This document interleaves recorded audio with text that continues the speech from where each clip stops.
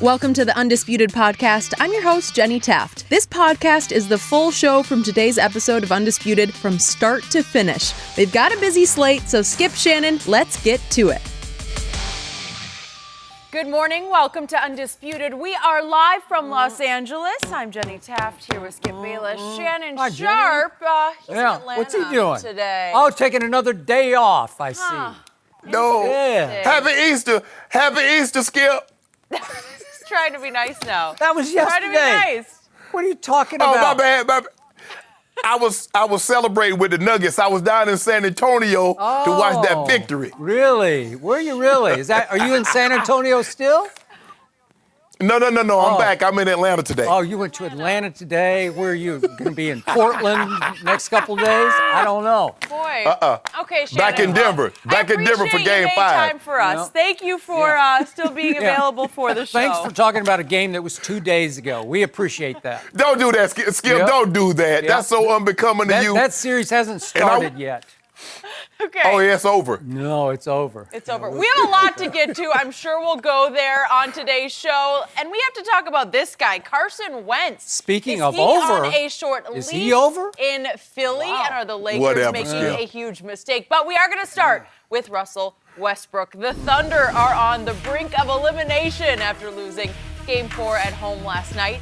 The Blazers went on an 11-0 run to end the first half and never look back. Damian Lillard and C.J. McCollum continued to win the backcourt battle, combining for 51 points and 9 threes.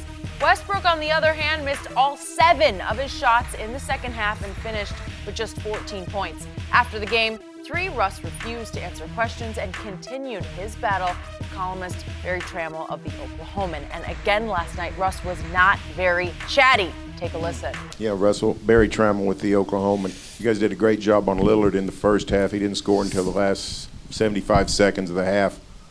Were you pleased with the defense you played on him, and how did it change when he got going in the third quarter? It's a good question. Not sure.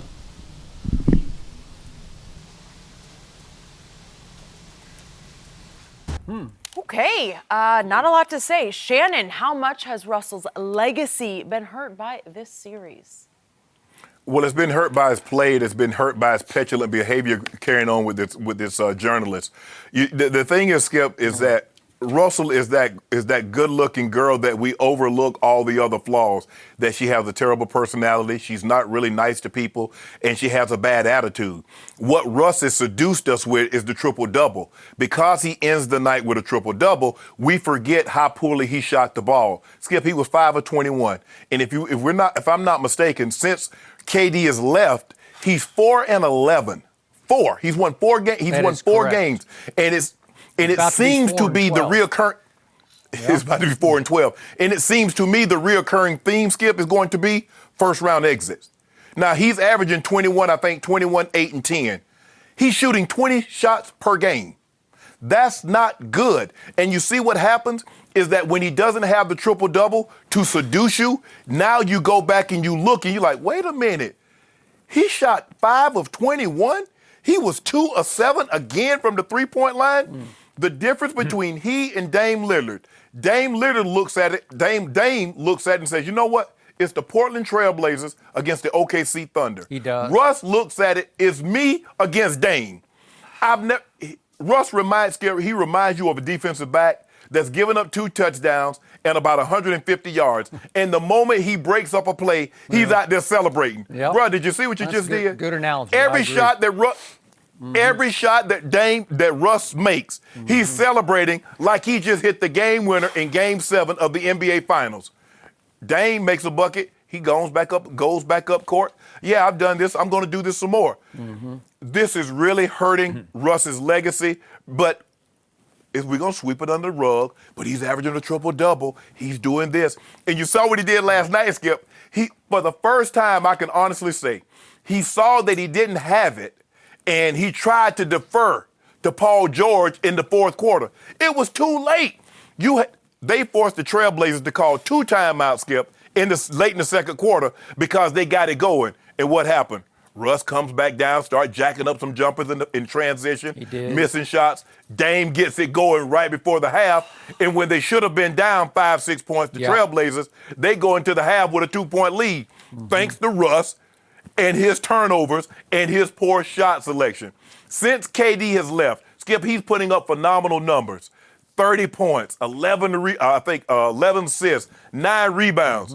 He's shooting 39% from the floor, 31% from three, and he's turning the ball over 5.5 times a game. That's a recipe. It's going to look good on your resume, but guess what looks bad on your resume? All these L's. So I got to give you credit for this. You saw this coming before I did. And I've said this many times on this show. When KD was with the Thunder, I did not like Russell Westbrook because he was taking more shots than my guy, KD. And I ended up going to war with KD over that. But once KD left him high and dry, I began to feel sorry for Russell. And I told you going back 3 seasons ago that he was going to average a triple-double, and he won the MVP. And I was happy for him. And I felt for him because he felt like it was like shorthanded, like he was never going to have a chance to win anything. And then he landed Paul George, and then he kept Paul George. And I thought, okay, you're on, Russ. 3 straight years of averaging triple-doubles. Let's see what you got. And they got very little up in Portland in those 2 games. And I said, okay, they're going to go home and win both of these games and try to figure out how to steal a game if they have to steal it in Portland. And I'm going to remind everybody, they were the betting favorite, the Las Vegas favorite going into this series, even though they were the 6 seed versus Portland's 3 seed. And I'm going to remind everybody that Portland lost Nurkic, and he was a much bigger, stronger man and a better defender than Enes Kanter, who used to be the backup, obviously, in Oklahoma City. So I'm thinking, Kanter trying to defend Russ from the rim. This is going to be a freeway, a highway to the basket for Russell Westbrook in this series. And guess what? Last night, he went 0 for 3 in the paint even. So he couldn't score outside or inside last night. And to me, Mr. Sharpe, last night was definitely a legacy game for Russell Westbrook because this is the one you have to win.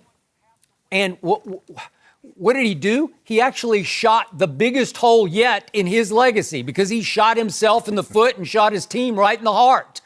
So we're going from triple doubles to what could be a quadruple triple, as in this would be losing 4 games in the first round for 3 straight years. Well, that's just no good. I can't defend that because remember, they lost to Houston in 5 games, going back 3 years ago, and then they lost to Utah in 6 games, and now they're in grave danger, and I think the world is probably just waiting for the imminent demise of the Oklahoma City Thunder to lose in 5 games to Portland. So all of a sudden, those 3 straight years of triple-doubles get diluted. They get watered down. That they start to lose some luster. And again, it's an extraordinary solo act achievement. We both agree with that. But it's getting you where? Well, it's getting you probably 4-12, as you point out, post Kevin Durant in the playoffs. And for me, last night, Russell Westbrook hit bottom as a playoff performer because I'm going to remind everybody, with 2:31 left in the first half, he actually hit a 3-point shot over Damian Lillard. And if we could see this, it was a big shot because it put him up 7. 2:31 left in the second quarter. And what did he do? He goes up, he's beating his chest, and I couldn't tell what he's yelling. I think it was, this is my house, and probably some things we couldn't say on TV. And again, was it not like, it's like he just hit the shot that won Game 7. And I know he's fueled by emotion and rage and all those great intangibles, but still, at some point, you've got to grow up a little bit to say, hey, we got a lot of basketball left to play. Maybe I should go down and lock down on Damian after this, right? Skip, not to cut you off, that's what Kyrie should have been doing in Game 7 against Golden State when he hit his shot, is acting like that. And then it was reported he got mad after that. He was angry. I don't know what's going on with Kyrie. Kyrie's got it going, though, right now. He's got something going on. But here's the point. From that shot on, That was virtually Yes. the end of the Oklahoma City Thunder as I knew and loved them this year, because Portland proceeded to go on an 11-0 run to end the half. And in that run, Russell Westbrook missed 3 jump shots and had a turnover. That's all right before the end of the half. And that was ball game, because then Damian continued his hot streak. He finally heated up in that 11-0 run after missing his first 6 shots in the game. He scores 15 in the third. CJ scores 13 in the fourth. Ball game, probably season for the Oklahoma City Thunder. And as you said, go ahead. No, I'm saying you're exactly right, Skip. In a situation where you should have gone into the half up at the bare minimum 6 to 8 points, maybe even 10, 12. Maybe. You had them on the ropes and on the down. run. Yep. Yes, you find yourself down 2 points because 3 quick, ill-advised shots and a turnover, which is unacceptable. No, it's just unacceptable. So in this series now, he's 29 for 80 from the field. That's 36%. It's just horrendously bad. He'd been doing it all year, but against Portland, you can't get away with it. He's now 7. That's 7. That's 7% lower than what he shot in the regular season. And I thought if you wanted to make a name for yourself, you play better in the postseason than you do the regular season. So he's now in this series 7 of 23 from 3. That's barely 30%. It's just horrendously bad. You can't overcome it. Paul George, I don't know how bad his shoulder or shoulders, plural, are, but he's wearing the things on his, the kinetic tape. Yep. So he ices, he ices on the bench when he's out. I have no idea. He actually had a pretty good game, but he missed a lot of key shots too, and they didn't get any help from their role players, while Aminu just went crazy for Portland. Portland just looks like the better basketball team. So here's my big picture takeaway for Russell Westbrook, and I've never brought this up on the air because he didn't give me a chance to. But he's about to lose some clout in OKC. He's about to lose a little bit of his, so to speak, hall pass that he gets with the media, because he has been all-time surly and disrespectful, especially to their local media, but really to any media, because Oklahoma City management has let him get away with it from the start. The management in Oklahoma City, because it's sell out every game, and it's the only big game in town, obviously, versus OU football. That's it's just OU football. And the Thunder kind of eclipsed OU football there for a while. And so management's thinking, we don't really need the media. Well, guess what? I'm going to say, again, if they get closed out in 5 games, starting next year, they're going to need a little media. Because some people in Oklahoma City, my hometown, are going to say, I don't know if I'm going to put up with Russ behaving like that. And listen, Barry Tramel, let me just say this real quick about Barry Tramel. I've known him for, I don't know, maybe 40 years. Wow. He's really a good man, and he's really a smart, tough, all-business journalist. He does his job as well as anybody does their job by the book. And all he does is ask reasonable questions after games. I've known him for years. He's not a shock jock type. He doesn't go for the throat. He's not really that controversial. He's very down the middle. He's very objective and honest in his approach. And for Russell to try to show him up game after post game is pretty humiliating to me, not only as a journalist, but for their franchise and for my hometown. So maybe this is going to be the end of it, because last night he went so far as to say, well, that's a good question. What do you think? Like he's going to hand off. It was pretty rude. Yeah. Go ahead. But Skip, maybe you can give a little insight. Do you know what caused this conflict between this journalist and Russ? I have no idea. Brian Curtis of The Ringer wrote about this back in 2016 and did a sensational inside look at this. It just started from the start, because that's kind of Russ's demeanor and attitude. Is he needs a chip on his shoulder. And so the biggest chip was the local media. How can you guys ask me objective questions? How can you not love me? How can you doubt me in the smallest way? And from the start, the PR staff, and it came from the top, from the ownership, let him get away with it. They let Kevin get away with it, but Kevin was much more accessible and open to the media. Russ just hated the media from the start. And the more triple doubles he had, the more he was allowed to hate the media. And obviously that first group with both Harden and Kevin in it, they were the darlings, not only the town, of the state, of the region, so you could get away with it. But I don't know any one thing that Barry ever did. I don't think they've ever had a conversation before. Barry laughed in that 2016 article about, I didn't even know he knew who I was. So I don't know that he even knows Barry Trammell's name. He just knows his face. And if he dares to ask an objective question, then Russ is going to shut him down with next question.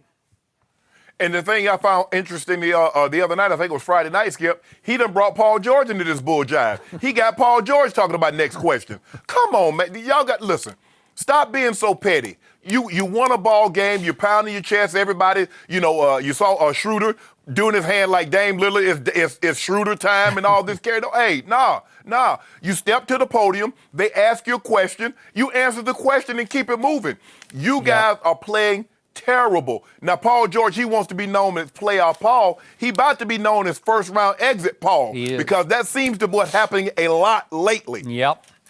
And allow me to say that I really loved what Steve Kerr said. This is before yesterday's game. He was commenting on Russell's behavior off Friday night's game, but Steve Kerr said, I think it's dangerous for the league. And he went on to expand that we're in a good place right now as a league. We're very popular. Fans love the game, social dynamic, the fashion, but more than anything, they love the connection they feel with the players. Sure. And the only way you're going to feel that connection is through players speaking to media. When you were a Bronco and a Raven, you were all time, right? You spoke to the media. Yes. I think it served you well, and I think it served your teams well. It did, but Skip, I had a job to do. Let me go do my job, play. Okay, they have a job to do. Okay, Shannon, what happened in the game? Why were you unsuccessful today? What happened? Okay, you just answered the questions. They're not asking you personal. Well, Shannon, what's going on in your home life? No. They're not asking Russ personal questions. No. They're asking them questions about what they see on the court. But another thing, Skip, is getting out of hand with his behavior. Dame is trying to reach down to pick the ball up. He's kicking the ball. The guy has the ball. He's slapping the ball. At some point in time, somebody need to turn around and fire on him because he's getting, I'm Russell, and I got a chip on my shoulder. I play like this. Okay, you're going to catch the right one at the wrong time, and then you watch. Well, all this can be forgiven if you win, and when it's time to win the most important games. Win what? Win anything. Win one series. Win one series. By the way, Steve, if KD, go ahead. Go ahead. Steve Kerr go ahead. Summarized the whole thing by saying one of the reasons people like the league right now is we have a lot of great players, really good guys who handle themselves well. So don't kill that. Does Russ fit into really good guys who handle themselves well? He's never fit into that mold, and we've let him get away with it. Right, but this old school guys like it, Skip, because that's the way we played in the 80s and the 90s. We weren't all friendly. We weren't all this. But your ratings weren't like it is now. The popularity of the game is growing even more. There's a time and a place, and I'm not saying that every time a guy makes a basket, the opposing team guy slaps his hands or give him a pat on the back. But I think sometimes Russ goes over the line. I think more times than not, he steps across the line. Why must you kick the ball if the guy's trying to pick it up? Why must you slap the ball out of his hand? Remember, you got upset when you tried to call a 20-second timeout and Patrick Beverly undercut you. You got so teed off. You slamming the scorer's table. And you've had a gripe with Pat ever since. Now you see how it feels when you doing stuff that's unnecessary. Yep. You felt what Patrick Beverly did was unnecessary. A lot of these other players feel the things that you do are unnecessary. But we've been seduced, Skip. He had 42 triple-doubles one year. He had 30 last year. I think he had 32, 33 this year. Oh, look at the triple-double. But when he doesn't get that triple-double and you go through the weeds and you start looking, man, dude shot 5 of 21. He's averaging 21 points a game in this series, but it's taking him 20 shots to get it. That's not good. And he's turning the ball over 5-6 times a game. That's not good. Oh, really? He's just been doing that all year. But you because she's all dolled up, you forget all the other things that come along with that. I do agree with that. I'm going to remind everyone, the biggest reason Kevin Durant left Oklahoma City was he believed that Sam Presti, the GM, had basically anointed Russ the alpha, the 1 to Kevin's 1A. that Presti wanted the ball in Russ's hands in all the big late game moments. And Kevin just couldn't live with that, and I couldn't blame him for that. So he chose to not only leave, but obviously to join forces with a juggernaut. And the rest is history, and we're going to talk about that juggernaut here in just a little bit. But what's amazing to me is that Russell actually hasn't gotten better over time. He's gotten worse because his shooting has gotten worse. And while most, great players, the Magics and the MJs, they Magic's an MJ too. Magic and Jordan, there you go. But they taught themselves a shot, and it just kept getting better and better. Then they taught themselves a three-point shot, and it got better and better. And now Russ seems to be getting worse and worse. He is shooting his free throws better in this series, but he was 66% from the free throw line this year. So there's nothing left to defend there unless he could figure out a way to go win a game at Portland in Game 5. And I don't see it. What about this, Skip? What if his field goal percentage from the floor, his three-point percentage, his free throws is suffering because the triple-double is so important to him? Yeah. He has to chase all these rebounds I would agree. all over the court, and he's exerting so much energy, maybe he doesn't have the legs to sustain that That's a good point. as we get later into the ball game. I agree, and I was starting to think last night in the second half, was he just wearing down and out? You were saying he's deferring. Was he just running out of gas? I don't know, but this is it. They knew they have. This is the game you have to win. You got to hold serve because you showed no signs of being able to compete at Portland. Portland's a hard place to win for anybody. So good luck with this. Oh. And they're doing it. And plus, look, we're talking about Russ and his inability to close the deal. Paul George is playing okay, but he's shooting a poor percentage. Steven Adams is giving him nothing. Steven Adams is 7 foot tall, 280 pounds, and he's giving them 6 and 6. Yeah, and I thought Jeremy Grant was emerging, and he's giving them not much, and Ferguson's giving them not much. So they look like a beaten basketball team to me, but they were up 7 late in the second quarter, and that was the end of them. It looks like I'm going to be getting me some dew. To me, that's what it appears to me. You're waiting. I'm going to be getting dew. Dew. I love dew. Wait, I don't know what you're talking about. Dew. We didn't bet any dew on this one. We bet no dew. We bet no dew on this series. We bet no dew. Now you're fantasizing. Where is that coming from? Fictionalizing dew You bets. know what? I don't even want dew on this series because it's too easy. Oh. But I know a series we did bet dew on. Which one? Joker. Oh, Joker. the Joker. Oh, okay, Shannon. All right. Talk a big game from afar. I don't know, Shannon, how you're going to feel about this next one. Why did Donovan McNabb go after your guy? Look to him. Wentz? There you go. Similar laugh. We'll discuss that next. No mercy. Donovan McNabb ruffled some feathers in Philadelphia over the weekend by saying the clock is already ticking on Carson Wentz as the franchise quarterback. The former Eagles QB was asked about Wentz on CBS Sports Radio on Saturday and said, quote, if he can't get out of the second round, they should look to possibly draft another quarterback. Wentz just finished his third year in the league, but McNabb is worried about the injuries that forced him to watch Nick Foles lead Philly to a Super Bowl 2 years ago and another playoff win this past season. So, Shannon, was it inbounds or out of bounds for McNabb to say this? Well, it's inbounds. Donovan is in the media, I think, and I think he was broached a question. Normally what we see happens, especially quarterbacks that worked in a particular organization, they're a little bit more PC.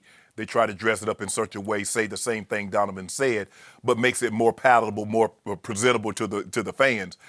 When I look at Carson Wentz, I don't really think it's talent related. I don't think it's his inability to do something. I think he needs to show an ability to stay healthy, which is also, health is also an ability, Skip. I think you will concede. Had Carson Wentz stayed healthy the entire season, his second year, he would have been the MVP. If he's the MVP, whether he gets to and win the Super Bowl, I still think we hold him in a very high rating. Because he got injured, Nick Foles goes to the Super Bowl, he wins it. Now we look at him like, well, is Carson Wentz any good? I believe the pressure for Nick Foles will be now he's thought of as the guy. He's in Jacksonville. We'll see what he's made of. Carson Wentz needs to prove to the Eagles that he can stay healthy.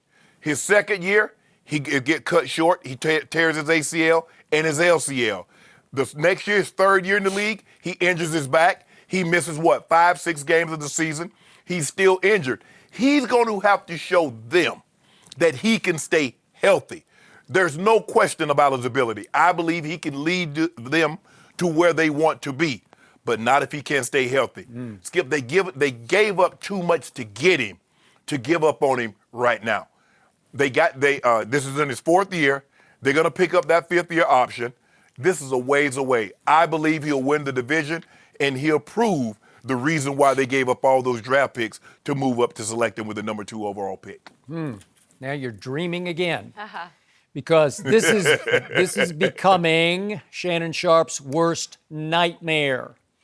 I'm starting to look righter and righter about Carson Wentz, as in W-I-N-C, Wentz. I'm wincing over Walk Carson it to Wentz. Walk it to him. Or bounce it to him as he was often last year.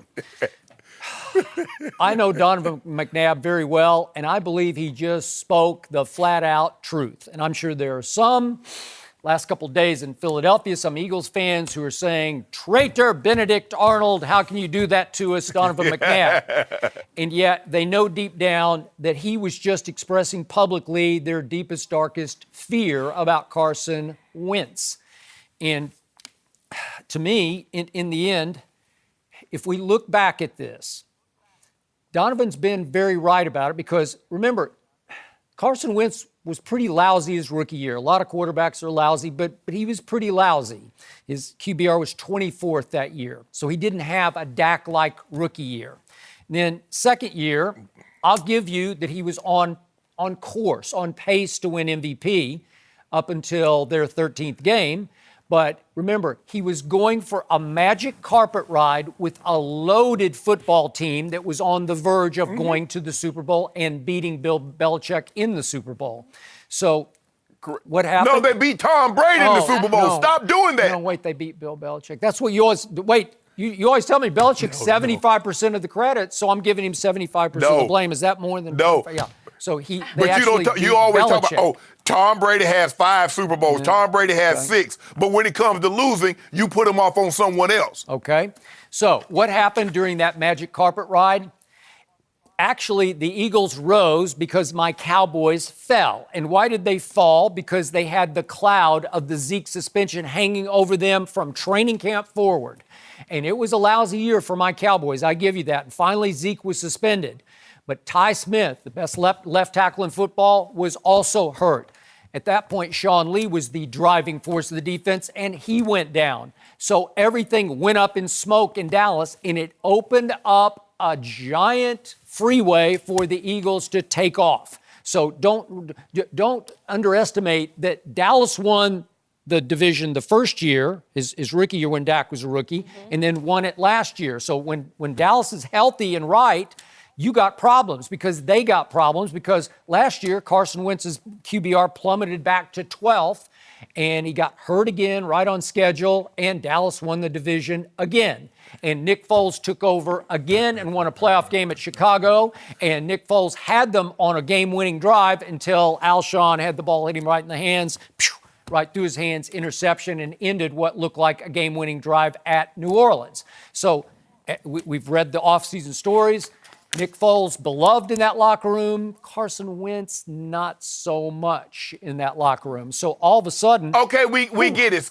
We get it, Skip. We get it. Nick Foles, he won them a Super Bowl. Sure, you're going to have admiration. Yeah, you're going to have a strong affinity to liking someone that helped you reach your ultimate goal. But we're going to see what Mr. Foles can do in Jacksonville. Now, this is Carson Wentz's team. It has always been Carson Wentz's team. Nope. Don't ever forget that. And I'm tired of you doing this. Every time no, you're not forgetting it. Every time something happens with the Cowboys, you make an excuse. Well, the Patriots don't make excuses. Tom Brady suspended for the first 4 games. They don't make excuses. All they do is go to and win the Super Bowl. Why does Dallas, if something goes wrong with them, oh, this explains why they crumbled? No, we don't make excuses. Like you tell me, Skip Bayless, if you're out there, you're supposed to play. You're supposed to perform. Like I tell you, that's your golden rule. Yep. You played. I didn't play. You played. That's your golden rule. You're just repeating yourself, right? I am. Okay, but I like you. to use it against you because you always throw it up in my face. So now, for the record, Carson Wentz has played exactly 0 playoff snaps in his whole career. 0 playoff snaps. Yes. Whew. I wouldn't want to be in that kid's shoes next year. And he's already making... I would. Yeah, really. Off-season excuses is Carson Wentz making about, my back's not quite right. I'm still rehabbing my back. Hold on, Skip. Hold on. Talk about Skip. How's that an excuse if the man missed the last 5 or 6 games of the season because of his back? And you're going to talk about that's an excuse? He's trying to plant subliminal excuses in the media's psyches so that they can say, well, So first couple of games, we got to lying. give him a break, right? So is he lying? I have no idea if he's lying, but he is. You do know. He's a disaster waiting to happen when it comes to injuries, because I'm going to remind everybody back in 2015 at North Dakota State, he broke his wrist. And then Philly, before the year even started, when he was a rookie, had fractured ribs in the preseason. And then he had, as you point out, the ACL, LCL ruptures. And then he's got this weird sort of hairline fracture. I don't know if it's transverse process in his back, but he says it's still troubling him. He's still rehabbing. What? So is Donovan wrong to say health is a big part of what all this is about in the NFL? Oh, absolutely. Yeah, but you just need to make sure when you talk about he broke his wrist in 2015, you need to tell the people what he also did in 2015, which was do what, Skip? Win the national title. Division 8 or 9? No, Which one are they in? There you go. Don't worry. You know, it's FCS. You know what he's in, Skip. Stop trying to minimize that man. It's Division 6. I forget. Ain't no Division 6. Okay. So I will agree with Donovan, Skip. He needs to prove that he can stay healthy for an entire season in order for him to maximize what he's capable of doing. And I believe if he can do that, this team will be right where they need to be, which is winning the division in front of the Dallas Cowboys and giving me my 3 cases of due. Yep, my Cowboys just got a little better from winning a division championship last year. So I think you're up against it. And this poor kid is up against it because you know how those boo birds come out, how fast they come out in Philly.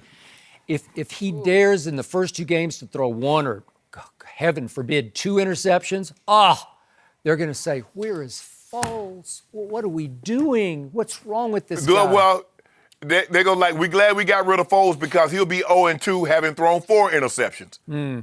You better hope so. But the truth is, nobody in Philly will care what Nick Foles is doing in Jacksonville. They'll only hang on to what Nick Foles did for them the last 2 postseasons in Philadelphia because it was all-time great. Well, that's Wentz's job to make them realize that this sheriff never left. He was on sabbatical. He was under the weather. Now he's back, and he's going to take us where we need to be. Well, as Donovan said, he just needs to show he can win 1 playoff game just to get to the second round. That would help. And if he doesn't do it in a couple of years, you got to start thinking. That's all Donovan said. You got to start thinking about maybe we should move on from this. I didn't love him to start with. I told you I didn't love him. Well, here's the thing. You got to look at it. Okay, they got 4 years. They got a 5th-year option that they're going to pick up. Skip, if you're going to invest the kind of money, you know the kind of money it's going to take to re-sign this guy in, say, 2 years. You're talking about $170 to $200 million with 120 to maybe even 130 guaranteed. You need to find out if the guy can stay healthy. I have no questions. I have no concerns about his ability.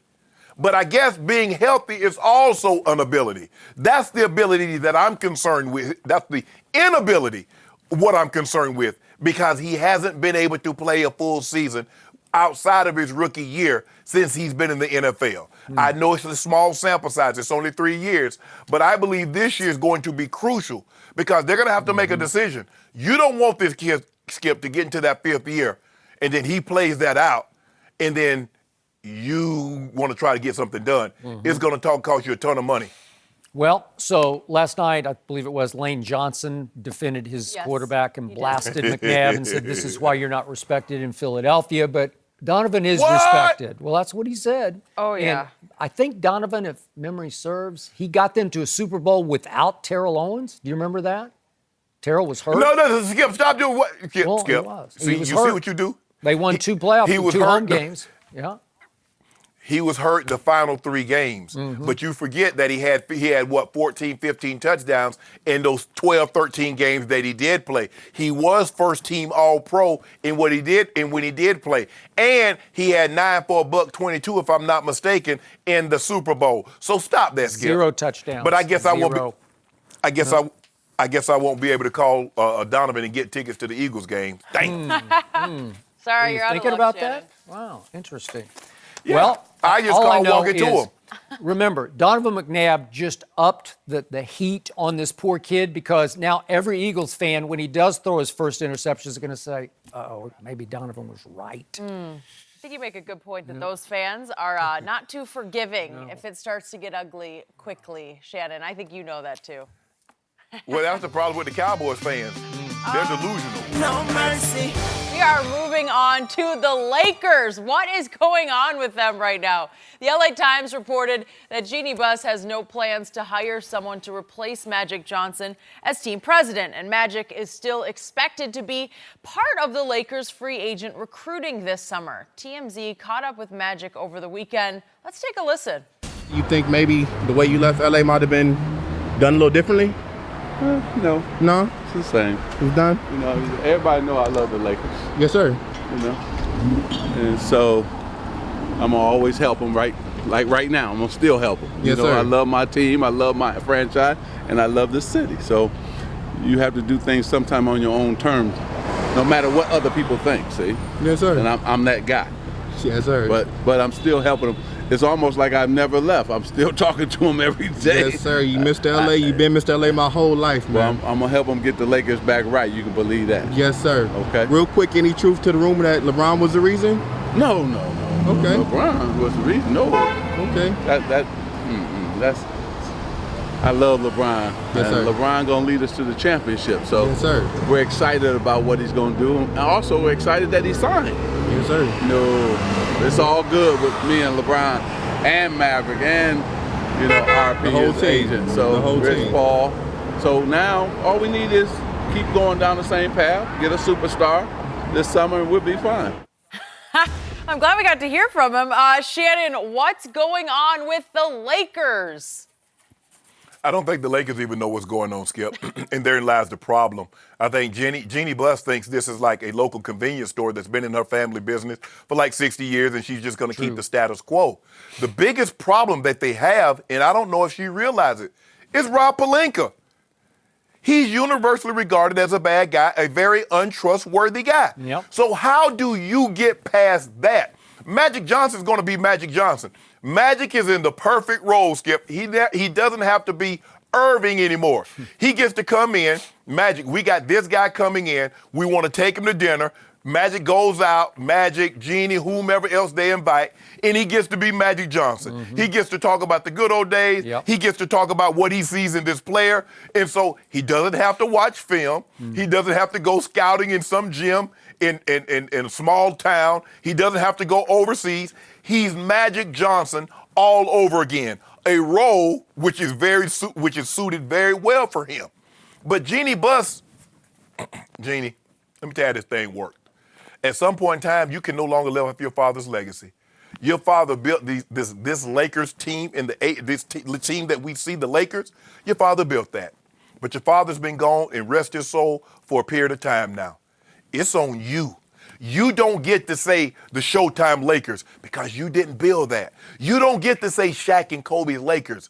You didn't build that. Or Kobe and Powell's Lakers. You didn't build that. Your legacy started a couple of years ago, and it's not going very well. At some point, Jeannie, you're going to have to find someone that you can really trust. And it's probably going to have to come from outside of this building. I know Skip, the thing, I want to keep it in the family. The family. I get all of that. I really, really do. But if your family is unqualified for a position, they can still be your family, but they just can't work for you in that capacity. You need to find someone, Jeannie, that's qualified to do that job.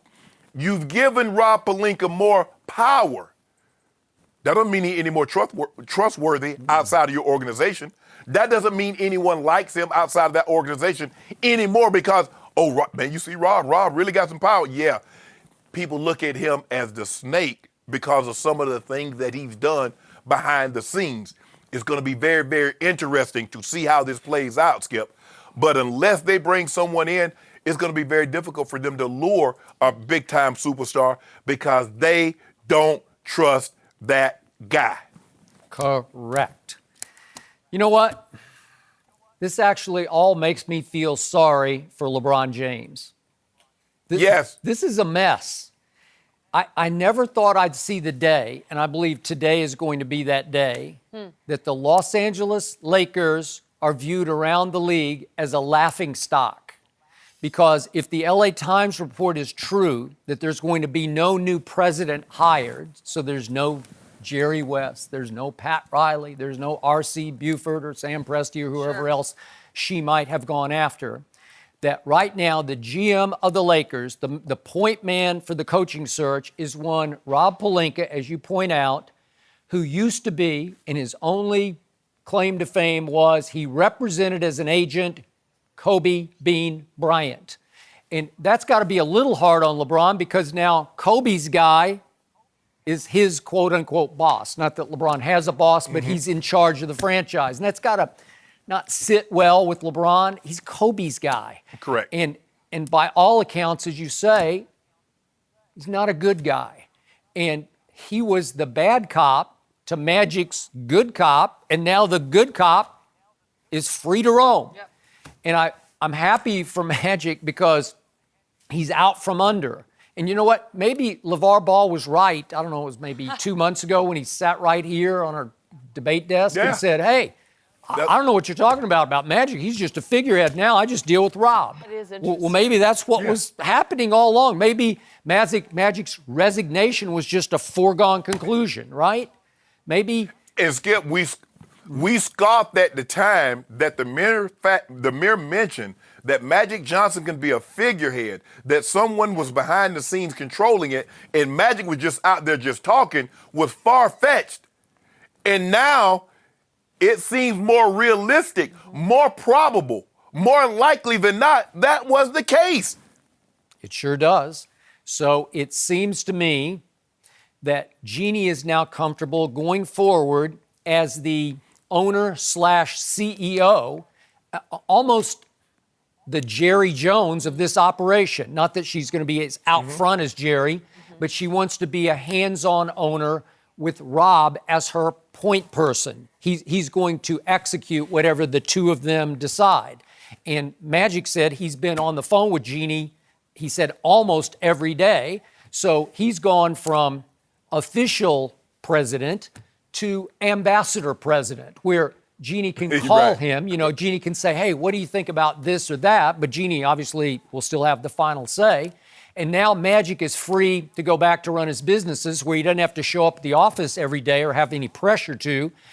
And he doesn't also have the pressure or the responsibility that he'll take the blame for whatever moves the Lakers make. Because I think it was eating Magic up that he was really getting dragged through the proverbial mud over some of the swings and misses he made as the president of the Lakers.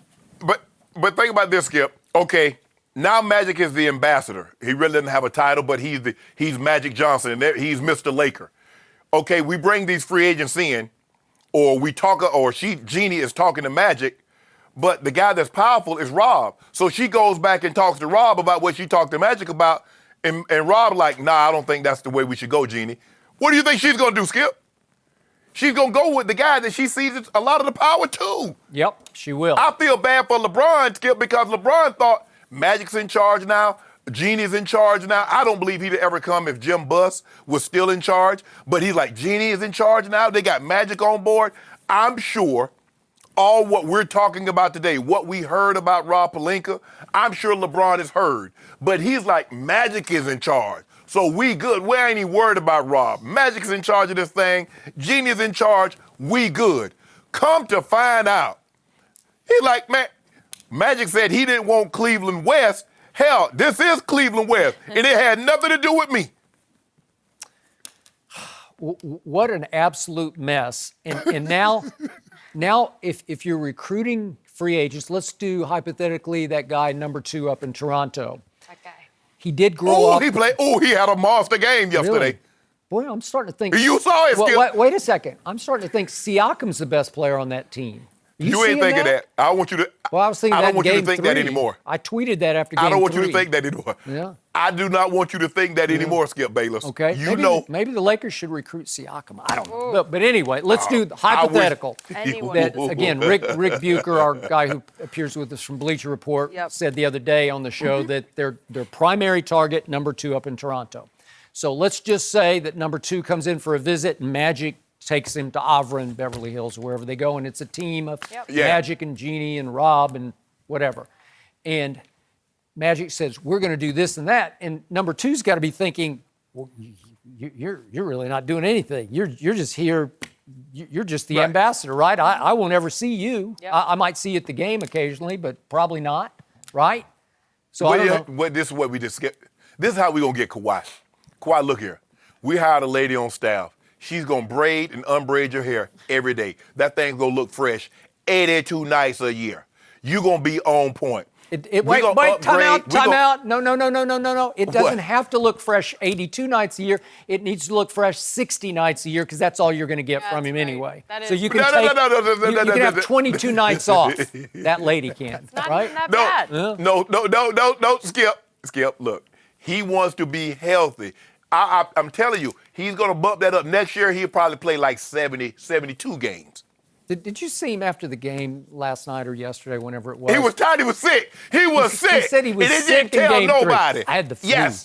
I had the flu in game 3. Nobody knew about it. I don't know. I guess that's a good excuse. And then he said last night, I'm just now getting healthy. So it took him 2 full basketball seasons to get healthy from a bruised thigh that he suffered early in the campaign 2 years ago in San Antonio. And he quit on the Spurs. He's getting healthy now, Skip. I just want the Lakers to be able to reap the benefits of all this health because he had it going yesterday. And Skip. Against Orlando? Just imagine. You're going to take credit for that?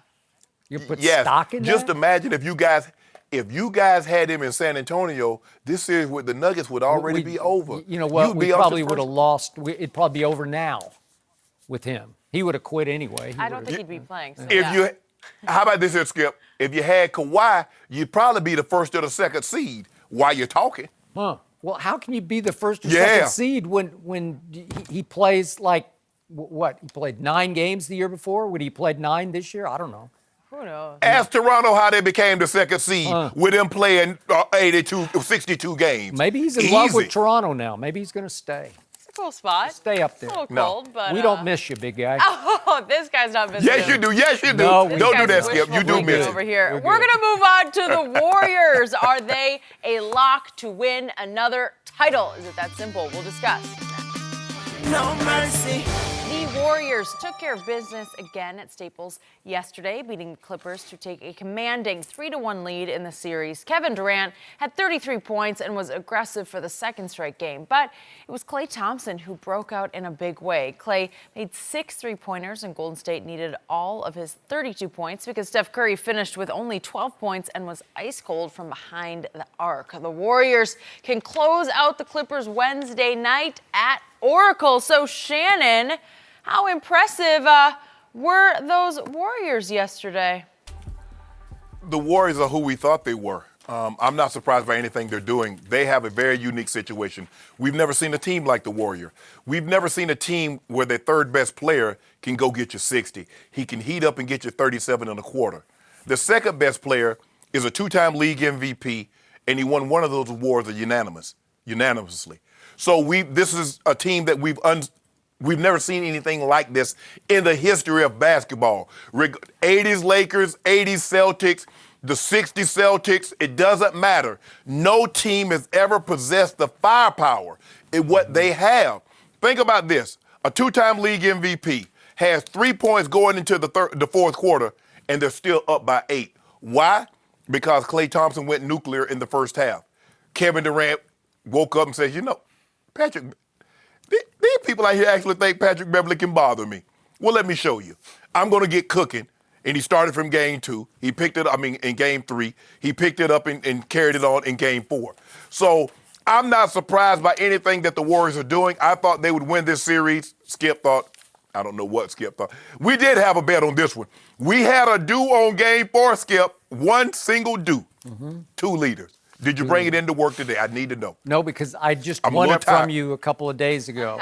So you owed me that already. And I got to remind you why I made that bet. I said, I have beaten you so often. I said, I'm going to push it right back across the table to you. I'm going to give it to you. And I'm not going to ask for a single point in game 4. This is on Friday, right? And so they were going to play. Yes, they're right. Played game 3. Yes, they'd already played game 3. They'd already played game 3. Yes. So I told you the spread on the game was 9.5. So if I'd fought for and you had given me the point spread, Golden State by 9.5, the Clippers covered because it was an 8-point finish. Okay. I might have been giving you because on Friday when we left it was 8.5. So I would have been willing to give you 8 points, and then we'd end up pushing. I'm glad you didn't fight for the points. Why wouldn't you give me 8.5? To make a long story. No. Because there's a way. I got to say in hindsight, I think you would have gladly given me 8.5.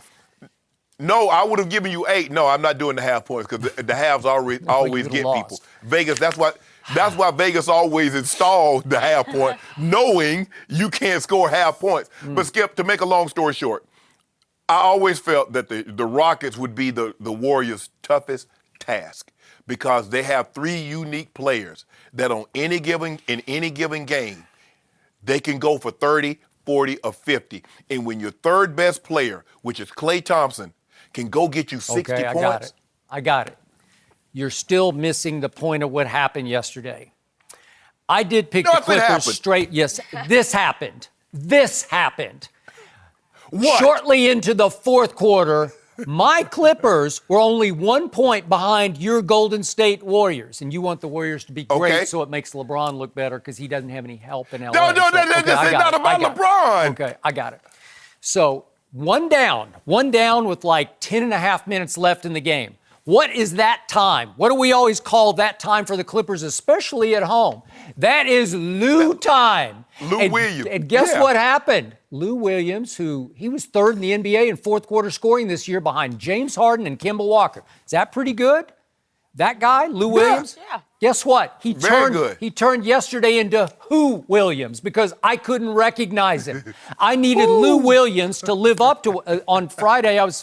I made the case, I even did it on Twitter, that Lou Williams deserves some recognition, he at least needs to be in the conversation for a Hall of Fame berth at some point because he's one of the great sixth man. He isn't quite Ginobili, but he's right up there with Ginobili as a fourth quarter shock shooter who just comes in and he's just unstoppable.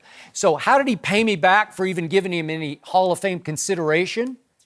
He goes 0 for 5 in the fourth quarter. 0 for 5, and I couldn't recognize. Maybe he was sick. I don't know. But he just didn't look like himself. He looked flat, out of it, tentative, unsure. He wasn't committed to any shot that he took. He shot the ball flat. I didn't know who he was. So I had you dead to rights. I was exactly where I thought this team needed to be. And Lou turned into Who Williams? How could that be? Do you know how lucky you were? Because this game wasn't about the Warriors. It was about the Clippers and about their fourth quarter man. That's what it was about. But Skip, think about this. Going into game 4, Steph Curry was averaging 29.5 points per game. He starts the fourth quarter with 3 points. And the Clippers are still down. Let that sink in for just a second. Okay. He has 3 points, and they're still down. Okay, so if he had done anything... I got it, but it doesn't matter to me because it was still a 1-point game. The Clippers got to where they wanted to be because, as Doc always says, most resilient team I've ever coached. Despite Klay going and jumping in the Pacific Ocean and washing off his slump or whatever he did. Yeah. Despite him going a little crazy, despite Kevin Durant showing you in Game 3 and Game 4, I'm Kevin Durant. Don't you guys know who I am? I'm Kevin Durant. That's what he said. And I got that. Yep. Despite all that, the Clippers were still in position. And then I have to read this bizarre quote after the game from Lou Williams.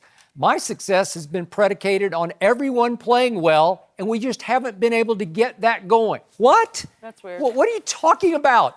Everybody else put you in a position to close the deal yesterday. The crowd's hyped, the crowd's out of its mind, and then you go 0 for 5 in the fourth quarter when you were third in the league in fourth quarter scoring. That's unacceptable. And again, yes. I just sat there in awe, and I said, okay, it's your day. Happy Easter, Shane. Nah, Lou, we can't let you pass the buck like that.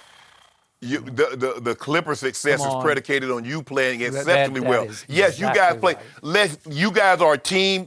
Guys play team ball. But the majority of the time in the fourth quarter, the ball's in your hands, and you normally deliver. You didn't deliver yesterday. Own it and keep it moving. Yeah. Don't come giving me this business about, everybody needs to play well. No, nah, bro. no. You need to do what you do. Is Klay Thompson one of the best on-ball defenders of two guards in the league? Yes, he is. Absolutely. Yes, he is. And so Absolutely. did he make it hard on Lou? Yes, he did.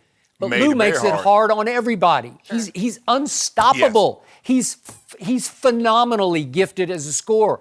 I've never seen anything quite like him in the fourth quarter. Well, your team got you to the point where it's Lou time, and now it's due time for you. It's due time. How did you do that? Do you know, maybe your luck has finally turned. Maybe it's changed. I don't know. But by the way, your luck is not turned on this one. I think that Kevin Durant is showing you night after night he is now the best player on the planet. It's been official for 2 years, but you wouldn't accept it. Your guy is nowhere to be seen. I don't know. Where is LeBron James? Where are you at, LeBron? Well, I don't know. he was letting out fireworks the other night. But anyway, he's not in the playoffs, and the ratings. How the ratings doing without LeBron? Skip. Well, again, is Kevin Durant as exciting? Does he have as much psychodrama revolving around him as LeBron James does? No, he does not. He just keeps playing and saying he's got a chip on his shoulder. And do you know who I am? I love how you try to do this. You make it seem like I was saying Kevin Durant is like the 12th or 14th best player in the NBA. Something like that. I've always said Kevin Durant is universally regarded as the second best player. Well, he's now the first if you want best. me to concede, okay, if that's going to help you sleep better at night, Skip, if that's going to give you an extra 2 hours. Obvious. I mean, if it's going to help you get an extra, painfully Skip, obvious. I want you to get those extra 2 hours of sleep that you've been missing out on. That's all I ever get is period. Exactly. 2 hours. How do you period. work well? Have you ever seen anybody score the way Kevin Durant can score? He just says, give me the ball and get out of my way. I'll rise up and make the shot. He's magnificent. He's 7 foot tall. He has range that's limitless. He can put the ball on the floor. He's good in the mid-range games. Offensively, he has no weakness. I've never questioned that. I couldn't question, his skin and how things bother him that shouldn't bother him. First of all, half the things that people say about Kevin Durant because he's so tall, it shouldn't even reach his ears. I don't even know how he hears everything. He's taller than a giraffe. Giraffes can't hear everything. They see everything. But look, Kevin Durant is what he is. But I can assure you this. If someone would have told Golden State, look, Golden State, you're going to go into the fourth quarter with a lead, and Steph Curry will only have 3 points. You taking it or you leaving it? Oh, we taking that. We taking it all day long. We've got a different game to discuss. Yep. As Russell Westbrook's reputation taking a big hit. Chris Broussard, he's going to join us. He'll help us answer that question next. No mercy. The Thunder lost Game 4 at home last night and now trail Portland 3-1. The Blazers took the lead late in the first half and never looked back. Damian Lillard and C.J. McCollum continued to win the backcourt battle, combining for 51 points. Westbrook, on the other hand, missed all 7 of his shots in the second half and finished with just 14 points. After Game 3, Russ refused to answer questions and continued his battle with columnist Barry Trammell of The Oklahoman. And again last night, Russ was not very chatty. Take a listen. Yeah, Russell, Barry Trammell with the Oklahoma. You guys did a great job on Lillard in the first half. He didn't score until the last 75 seconds of the half. Were you pleased with the defense you played on him, and how did it change when he got going in the third quarter? It's a good question. Not sure.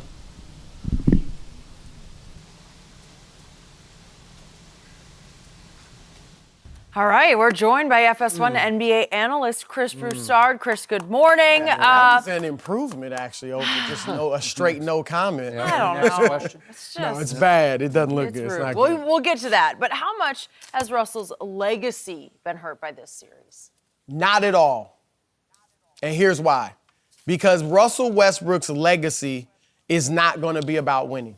And it's not, I've made peace with Russell Westbrook's legacy. Really? He's going to have a legacy similar to Allen Iverson, Pistol Pete Maravich, maybe Dominique Wilkins, where he's this tremendous individual phenom, this spectacle, this whirlwind who puts up these incredible stats that hardly anybody else has ever done. In the triple-double case, no one else has ever done. And that's how we're going to remember him. 10, 20, 30, 40 years from now, he's going to be an icon. People are going to look back. There was this guy, Russell Westbrook, averaged a triple-double for 3 straight years. Maybe 4, maybe 5. Who knows how long he'll keep this going. Oscar Robertson, Skip, and you know this, when you ask anybody in basketball about Oscar, whether it's LeBron James, whether it's Hugh B. Brown, whether it's just some random high school coach who really follows the game, the first thing that comes to their mind when you say Oscar, he averaged a triple-double for an entire season. He did, but he also did win a championship late in the career, thanks with to Kareem. Okay. But how many people think about that? That one ring he won later in his career with Lou Alcindor, now Kareem Abdul-Jabbar. So, look, and Westbrook's also the only player ever to lead the NBA in scoring and assists 2 times, or 2 or more times. Yep. So he's the 2020-21 game where in Nipsey Russell, a tribute to Nipsey Hussle, tribute to him. Like, honestly, and you will never win a title with Russell Westbrook as your leading player. And maybe even your second player. I don't even know if he can hardly be a second player because of the way he plays, his style of play. He doesn't take good shots. He doesn't understand time and score. He plays minute 47 like it's minute 17. He doesn't know how to slow it down and play with pace at times. So I get all that. But his numbers probably make him a guy that would be not put on the top 50 players of all time. And so I get it. This is where I don't think it's affected his legacy. Where I think it is affecting him negatively is his current stature in the game. Let me not even go to Steph. Damian Lillard is better than Westbrook. It's as simple. He's a better basketball player. Now. He's a better Westbrook is a better athlete. He's a more explosive, individual. By the way, quick point on that. Damian had an open break with the ball, and he tried to dunk it, and it took all of his might to get up to dunk it. To do it, right? He barely can dunk. But go ahead. That's the difference. You could say the same thing about Steph. Yeah. Steph, Damian, Kyrie, James Harden. Now they're better players, better point guards than Westbrook. Now Westbrook is no longer going to be in the consideration of a top 5 player in the league right now. So where it's hurting him is his current position, but his legacy is set.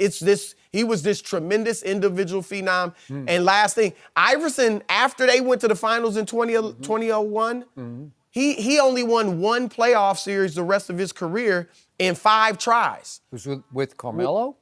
No, they didn't even win. They went out in the first round. He won 1 more in Philadelphia. And then, the one time he really had deep playoff success was with a coach like Larry Brown, who was on him. I mean, we know their battles are legendary. To play differently, and just put a team around him. That's what Westbrook would need. Scotty Brooks wasn't telling him what to do. Billy Donovan's not telling him what to do.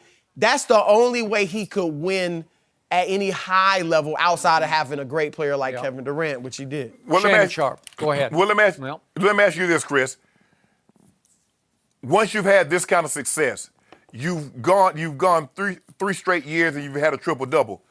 What coach can tell Russell Westbrook or can harness or rein in Russ at this juncture of his career? At this juncture of his career, I don't know if anybody can, to be honest. I mean, Larry Brown got Iverson when he was relatively young. What, maybe sixth year in the league? Yes. Something like that. You probably can't change him at this point. He got him before he won the MVP and took the team to the final, but that's neither here nor there. The thing is, for me, is that Russ is who we thought he was all along. And I made the analogy earlier, Chris, it's like the good-looking girl. You forget all the flaws. Nasty personality. She'll say anything. She'll do anything. But she looks good. Russell Westbrook, he got that triple-double. He shot 5 of 21. He got a triple-double. He was 13 of 38, but he got a triple-double. And when he doesn't get that triple-double, it forces you to take a deeper look inside what he actually did. So now last night he didn't have a triple-double. He misses his last 7 shots. He's 5 of 21. They had a 7-8. They forced Portland to call 2 timeouts in a span of, I think, 2.5, 3 minutes. They're up 7, they're up 9. And before the half ends, Portland has a 2-point lead. Why? Russell taking horrible shots. He thinks he fails to realize he's a scorer, not a shooter. So he thinks he can, and they love it. They love when Russell hits his first 1 or 2 shots because guess what that means, Chris? He gonna keep it going, and his percentages tell you it's going to come down. He's shooting 39% from the field, 31% from the 3, and he's turning the ball over 5 or 6 times per game. You're not winning with that. And Kevin Durant tried to tell y'all, say, look, y'all can call me whatever. Kevin Durant would have rather taken the backlash and the criticism for joining a Golden State team than to stay there and try and figure out how can I win a title with this guy. Agreed. And where I part ways with Chris Broussard is his legacy took a hit for me last night, and I can only speak for me. And I became a Russell Westbrook fan when Kevin basically left him high and dry in OKC. And I predicted going into that year he's going to average a triple-double. But I was looking at it as more of a solo act of defiance against the loss of Kevin Durant, and he pulled it off. But I can no longer defend 3 straight first-round exits, what looks like it's going to be a 4-12 postseason record post-KD. And to me, last night was a legacy game for Russell Westbrook at home, and I really thought he would win it because he would just will it. He would just figure out some way to pull it off as he did Game 3 on, Friday night. And I think he shot the biggest hole yet in his legacy last night because he really hit bottom. And what bothered me the most was 2:31 left in the first half. Russell Westbrook finally drains a deep 3 right in Damian's face. And if we could see that, what does he do from that moment forward? He busts up the court, beating his chest, screaming God knows what. Here it is. He's screaming to everybody. I think he's saying it's my house. I don't know what he's saying. God, I don't know if we could repeat what he's saying. But he looks like he just made the shot that won Game 7 of the finals, right? And we know he's fueled by emotion, and it's raw rage, and nobody plays harder every possession, every single loose ball. We get all that. But at some point, you have to grow up and say, we got a lot of basketball left to play here, and these guys were up against, they can really shoot it, right? So what happened from that moment forward in this basketball game? 11-0 happened because that was the Portland run up to halftime. And in that 11-0 run, Russell Westbrook missed 3 shots and turned the ball over 1. That's in the last 2:31 of that half after that display you just saw. And then in the second half, Russell Westbrook scored a grand total of 1 point. He scored 1 point in the second half. And meanwhile, Damian scores 15 in the third quarter and CJ scores 13 in the fourth quarter because they can just flat out shoot it. And Russell shot himself in the foot and his team in all their feet because you live and die with him shooting, and he just shooting in the series now. He shot 36% from the field. He's 29 of 80. And from the three-point line, he's 30% in these 4 games. Well, that's horrendous. It's just hard you can't win. You can't overcome that because he shoots high volume and high volume misses. And it won't work because it's funny, most great players get better at a skill over time, and he's getting worse as a shooter, right? He's getting worse from the free throw line. He's made his free throws in the series, but he shot 66%. So to me, he, especially in Oklahoma City, he's going to lose a little clout, a little cachet, a little bit of the pass he gets for the way he treats Barry Trammell in the media, especially in Oklahoma City, right? It looks immature, and I don't know what, I mean, from what the stories I read, Trammell just asked him like a random, regular he has question. For years. Right. Yeah. Like, do you know Barry? I know him yeah, very well. from, covering being around the league. But that's what's really bad. Like, again, I've made peace with who Russell Westbrook is as a player. Have you ever tried to talk to him? Or? Yeah, we've never had any problems. We've talked a little bit here and there, but he's not, I don't know if he has any really good relationships with anybody in the media. Interesting. He's a different type of guy. Like, I've seen him even around, like, at All-Star parties and stuff, at All-Star Weekend, and he'll be around players, but he's kind of to himself, like, with his family, even at parties, his family there. So he's a different kind of guy. And a lot of times your greatest strengths, this is a cliche, but it's true, can be your greatest weaknesses. On the court, his strength, he's playing 110 miles an hour the entire time, which enables him to rack up these great triple-double stats. But when it's crunch time and the game is close, that's when you need to play at a different pace. He doesn't understand that. And even with a Barry Trammell, like Westbrook, I believe he averaged about 10 points as a junior in high school. So, and we know he wasn't that great at UCLA. He never caught my eye. Right. So he's always been about, I'm not doing what anybody else says. Nobody can tell me anything because they've always told me I can't do it at this level. I can't be a star. And that's a strength. But at the same time, it's a weakness because you don't listen to maybe coaching, maybe other teammates. You don't understand in these press conferences how bad this looks because you're just doing what you want to do. Last thing I'll bring up on that, remember in the 2012 finals, NBA Finals, Game 2 against Miami, when he had 27 points, 8 assists, 7 rebounds, and but he shot 38% from the floor.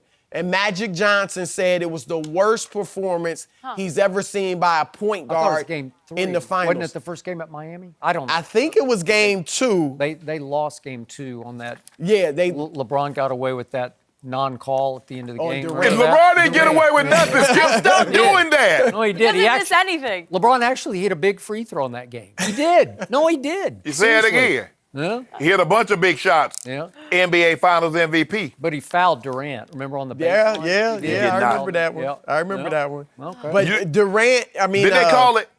No. Westbrook said in response to Magic's criticism, Magic said he was too wild. Westbrook was like, I'm not making any adjustments. Regardless of what anybody says, I'm going to play my game regardless of what happens. I might take it too personally, always but I gonna do feel like, the reporters, they got to do their job. Yeah. You do yours. You ask an honest question that's fair, just answer it. It does bother me. It doesn't look good at all. It doesn't It's look making, good. And It's I agree, immature. that's where it could hurt him with the fans. I mean, I think they're always going to love him because he stayed Because of who he is. Durant left and everything. But if it's not Portland good. wraps this thing up tomorrow, we'll see what they say then. Chris, thank you for joining us. Should the Eagles be worried about their franchise quarterback? We're going to talk about that with D'Angelo Hall next. No mercy.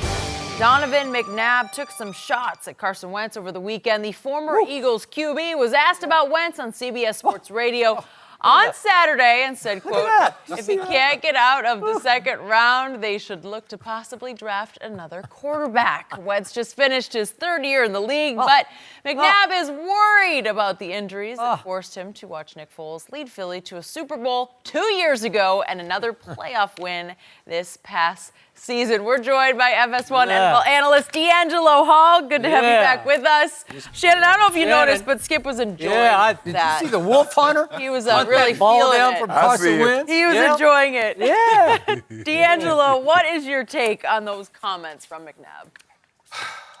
I played with Donovan McNabb. I played against him. He was a heck of a quarterback, heck of a competitor. This to me, I know he's in the media now. This to me seems a little bit like jealousy. back when Donovan was the quarterback for the Eagles, he got him to the NFC Championship game 4 years in a row. 1 year he actually beat us, the Atlanta Falcons, and went to the Super Bowl. I think a lot of this comes from just his need and want to have been the guy to take them to that Super Bowl and actually win one. Nick Foles was that guy.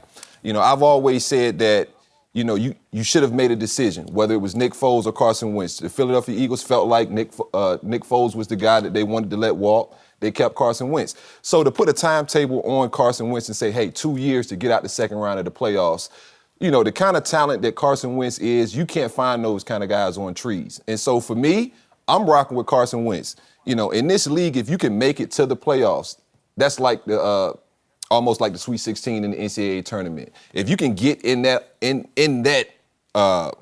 area, in that bracket, you got a chance to win it all.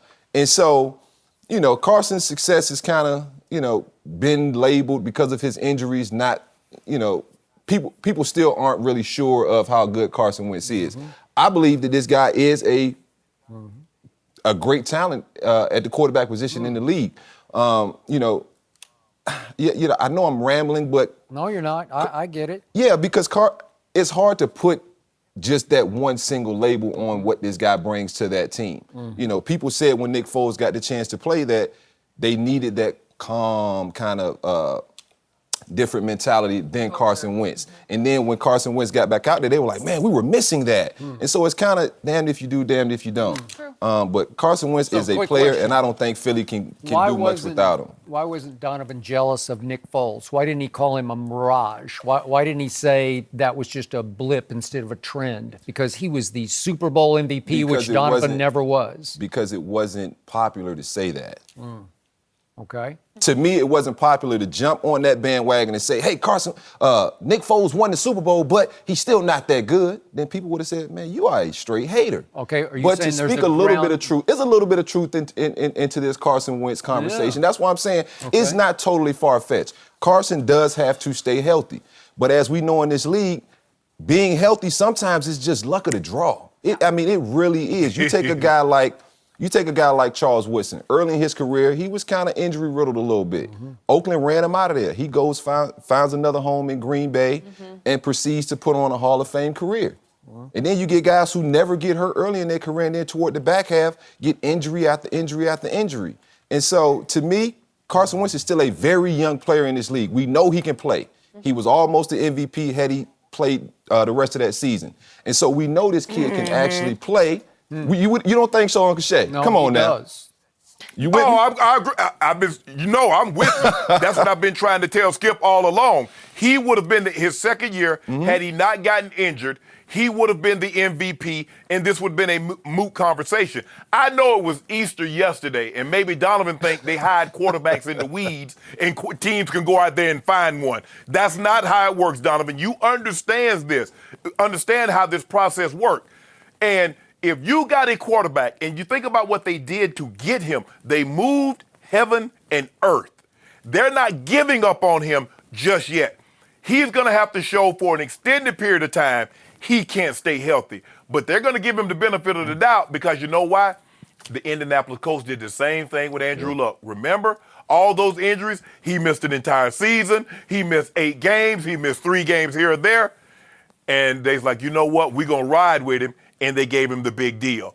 I believe this will be a very, very similar situation with Carson Wentz because I believe he has the ability. And again, I believe the ability to stay healthy is also an ability. But some things are within your control. Some things isn't. You get a situation like Brett Favre, Skip, he goes 20 years. And in his last year, he gets injured. You get a guy like Tom Brady. Tom Brady has that hiccup in year 8, year 9? Misses the entire season, never misses another game. Peyton Manning goes 12, 13 years, never misses a game. Has that hiccup, never misses nothing. So it is like D. Hall said, sometimes you just have to knock on wood like, wow, I played this long and I only missed 1 game or I only got a hiccup here. And then some guys like, man, I can't catch a break. But Carson, walk it to him, Wentz, will be the Eagles quarterback for the very foreseeable future. And this year, in 2019, they will be the representative in the NFC East don't know as the about division that now. champs. I don't know about that. Coming Now off run the tell screen. that. Now, unless Donovan knows something we don't know, if Carson Wentz's back injury is a lot more serious than we know, than we don't know, then that's a different story.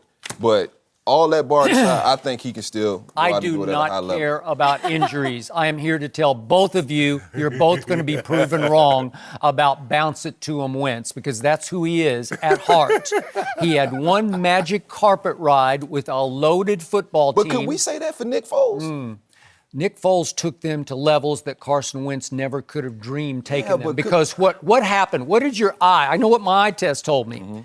When I watched Carson Wentz operate that offense, and then I saw Nick Foles, I said, wait a minute, this guy's taking it to another level. He looks more comfortable. He looks more in charge. He looks more in command of that West Coast offense. It just looked like he performed better at quarterback than Carson Wentz ever did. Skip, my question is, did Nick look like that when he left Philly the first time? No, but he went. He looked lost, He right? went to Jeff Fisher. What happens to people who Did play he look quarterback like that for the Jeff first Fisher? time? Hey, D.O., did he wait, look wait, like that wait, the wait first a time around second. in Philly? Wait No, a he second. didn't. He had 27 touchdowns and 2 interceptions one year in Philadelphia early. That's under 1 year. Chip Kelly. 1 year. that Okay. was- yep, Did he under not Chip back it up Kelly. with 2 Okay, playoff what about runs? walking to him? What about walking to him? His second year, what did he have? Okay. I'm going to say this again. I said it from the start. Rookie year was pretty much a disaster for Carson Wentz. Deer in headlights, shaky under fire. And then he had the blip year, which is the magic carpet ride, but he only made it to week 13. Oh, And it's a blip. Okay, well, again, he made it to week 13, and he just got his knee wrecked. God bless him. I'm knocking on wood for him. I'm not even talking about injuries, but Nick Foles steps in, and the offense takes a lift. You know, it goes to this level, and then it goes to this level, and finally it went to the highest level, and he's the Super Bowl MVP. I know Donovan very well, and is he jealous? I don't think so. I think he's a truth teller. I think he's trying to tell Eagles fans what they don't want to hear, but need to hear. Because in the end, he's right. This kid has showed you next to nothing, because last year he came back relatively healthy, and what happened? He lost to Dallas twice, and then he gets hurt again, and Nick Foles takes it up 3 levels and goes and wins at Chicago, and then had New Orleans on the ropes until the ball goes right through Alshon's hand, and it's intercepted and kills the game-winning drive in a playoff game in New Orleans. Skip, can I ask you something? I just want to know this. You said he had that blip season in his second year in the league. Well, what about that blip season that Dak Prescott had his rookie year?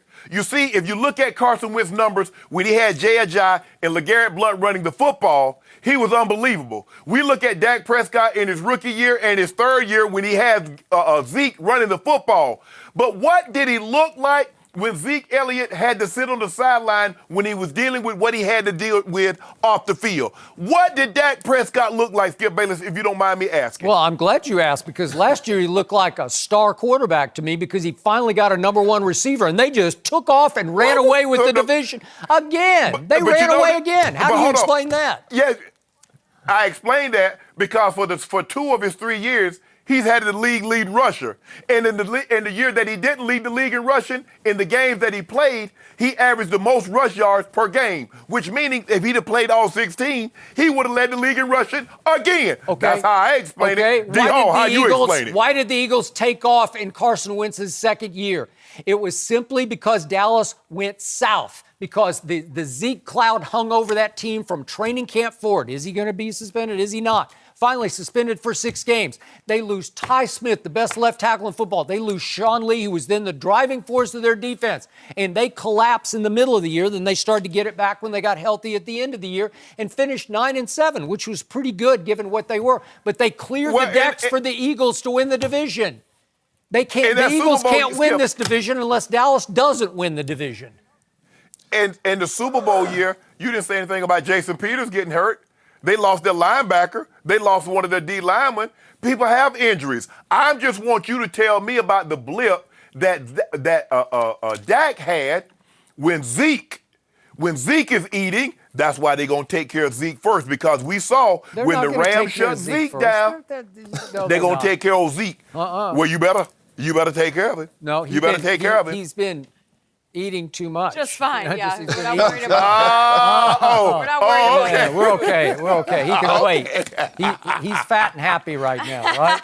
No, see, there you go, Skip. There you go. There ain't nothing wrong with that man. Yeah. You need to pay that man his money. Twice he's led the league in rushing, Yeah, and it all I hasn't know- been close. All I know is that Dak Prescott led the league over the last 3 years in game-winning drives. And in his first 3 years, he set the all-time record for completion percentage just over his first 3 years of any quarterback in history. That's all I need to know. I'm taking that to the Cowboy Bank. Carson Wentz is not as good as Dak Prescott. I disagree. Hey, well, wait a second. I would. What happened in the fourth quarter and overtime last year against Philadelphia? Dak threw for 243. It's 2 games, Skip. How do you explain that? I love how you, Skip Bayless, I love how you do this where you keep throwing out this stat over the last 3 years. Dak Prescott has the most game-winning drives. He does. Look here, a man that almost drowns me doesn't get credit for giving me CPR. He put him in the hole. He should have brought him back. Put him in the hole. He took him. Yes. Okay, I'll give you that. His bad play in the first 3 quarters is what he's saying. So you're saying You're saying he's Tebow-esque then? Is that what you're saying? Yeah, those 3. Are we gonna talk about those 3 interceptions? You keep bringing up he threw for 243 in the second half in overtime. What about those 3 interceptions that he threw? I didn't hear you mention those. What about the 3 touchdown passes he threw in the fourth quarter in overtime? Okay. How about that? So you think Dak Prescott's body of work Yes. would Absolutely. Really? Look at what happened last year. Carson Wentz's QBR plummeted. Now, are you 12. saying that just because he's on the field and he's healthy, or are you saying a healthy Carson Wentz and a healthy Dak Prescott? Has Dak missed you any still games want yet Dak in his Prescott? career? Help me out. Has he missed any games? I don't remember a game he's missed. That's why I'm asking. Okay. Good point, though. Is it just because of he's No, able to stay it's not healthy? just because of that. I saw another guy, So a throwing the quote-unquote football. journeyman quarterback, step in and look better in that offense than Carson Wentz. I don't trust him. I was loving him against Dallas last year because he looks deer in headlights. Thank you. That's who he's going to be. And Well, you watch Jordan Howard with the Philadelphia Eagles this year and watch walk it to him and see what he does, Skip. Does any quarterback in the league now have more pressure on his head than poor Carson Wentz going into this year? Because now Donovan Mcnabb has planted this seed in the psyches of every Eagle fan of Dak look Prescott. out. Yeah. Dak Prescott got the most pressure because you tell me they're Super Bowl. You, Jerry, and Stephen Jones tells me every year you're Super Bowl bound. All your delusional fans say every year you're Super Bowl bound. Well, I hate so to say the this for pressure's Carson on Wentz, Dak. but his bar is now raised to Super Bowl MVP. Speaking of Or Super else. Bowls, yeah, he's got to measure up to what Nick Foles brought the Eagles, which was a championship and a Super Bowl MVP. Don't worry. Plenty of pressure. Well, the Cowboys all are only going as far as Zeke can run and carry him. That's the only part. The Cowboys will only go as far as Zeke can carry him. We're going to get to Zeke later. Shannon D'Angelo, thank you for joining us. Do the Sixers look like a team that could win the East? We will discuss next. No mercy. The Sixers won 2 games in Brooklyn and now lead that series 3-1. In the final seconds on Saturday, Jared Allen had the ball taken away with the Nets down by 2. The NBA came out and said a foul should have been called on the Sixers, but the craziest moment of the game happened in the third quarter when Jared Dudley started a fight by pushing Joel Embiid in the back. Jimmy Butler then came flying in. He pushed Dudley. Both of them were ejected. The Sixers got the win, and they can close out the series tomorrow night. A lot of action. Shannon, what did the Sixers show you in the last 2 games? They're the better team. They're the 3 seeds, the Nets are the 6 seed. I think a lot of people put too much value in the Nets stealing game 1 on the Sixers court. They have no answer for Joel Embiid. And if he can stay healthy, it was going to be a tall task. They missed their opportunity. They stole game 1. And then in game 3, if I'm not mistaken, Joel Embiid did not play. And I think the Nets took their foot off the gas because they looked and saw their best player isn't playing. And they underestimated them. And they got it handed to them. This game, Skip, when you look at it, this could easily be 2-2. Because the Mike Scott, they hit that 3 in the corner after Joel Embiid mishandled the ball and pushed it to him. And Mike Scott hit a 3-point shot. That was the same Mike Scott that threw up a dud in game 1. And everybody's like, well, why is Mike Scott shooting all these shots? You see how close it is? So the Sixers has really shown me anything. Look, they got 3 of the best players in the series on one team. If you look at the Brooklyn Nets, D'Angelo Russell had an unbelievable season. I believe he should be should be most improved. But he's not better than Jimmy Butler. He's not better than Joel Embiid. He's not better than Ben Simmons. So one team has 3 of the best players, the starting 10, that takes the court. Now, the question is, moving forward, Joel Embiid only played 31 minutes. He missed game 3. Is this going to be a reoccurring theme, Skip, where he misses game as these playoffs progress? Or is he going to be limited about his minute total? Because you're not beating Milwaukee, you're not beating Toronto, and you're not beating Boston if Joel Embiid can't give you 35-plus minutes and does not miss a game. By the way, you're just about to have a conflict here because didn't you, as did I, think that the Sixers were the best team in the East? Didn't you pick them to win? I did. So I now did. you've jumped on the bandwagon of number 2 up in Toronto, so you're about to be in a fix, right? You're about to be in big trouble because you're going to have to pick somebody. Who are you going to pick? Skip. That monster up What I said. Did you see that guy yesterday? yeah. Oh, did you see him? Okay, well, let me ask you this. Do you believe if Joel Embiid misses games or is limited in his minutes total, they can beat any of the 3 remaining teams that we think is going to be in the playoffs? From this moment on, he cannot miss any more games, and I fear that he will. Okay. So I'm with you. But I still like this team and this starting 5 the best of any team left in the East. And it's about to get real good in the East, even without LeBron James in the playoffs. But what did I see? I saw a lot of things from the Sixers. I saw Ben Simmons emerge in Game 3, and we talked about that on, wasn't it Friday? Yeah. He was highly impressive. He scored 31. And then Joel bounces back, and he backs his up with 31 on Saturday, along with 16 rebounds and 7 assists and 6 blocks. That was an MVP-like performance. Yeah, they got no answer for him. Allen is tall enough, but he doesn't have enough bricks in his back pocket. No, he doesn't. Joel Embiid is 300 pounds. He can't do anything with that. Plus, I just like what he's made of, and I know he hasn't quite grown up yet, but when he decides, as he did Saturday, this is my house now. I'm going to take this house over. He just took that house over. And remember, after Jimmy Butler foolishly decided to engage with Jared Dudley, and I know Jared very well, and Joel's basically right. After the game, he said he's a nobody. Well, he's a somebody in the NBA, but he's basically a nobody that Jimmy Butler shouldn't go get into it with and get himself thrown out. So that was a little... But that's a good trade-off for the Nets. I would say it's a great trade-off. That's a good trade-off for the Nets, and remember, at Jared Dudley for Jimmy Butler. And remember, at that point, the Nets were up 7 points, middle of the third quarter, and it looked dire for Philadelphia. And the rest of the way, mid-third through the fourth, Joel Embiid scored 18 more points.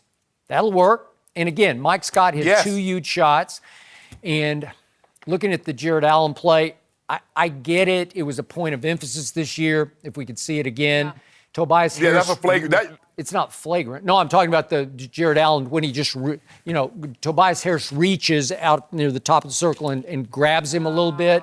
And And he impedes him. So I get it. It should have been a foul. They're in the penalty. They're in the bonus. So would he have been able to make both free throws to tie the game? He was a 70% free throw shooter. I don't know. Skip, I hate that. Skip, I hate that. I really hate that report. Because you're not going to play the game over. We can't get that back. All you do is open up a wound that hasn't even started to heal yet. Why do that? Why? Oh, he should have been. They didn't call it. Yep. I don't want no transparency. I know my eyes saw.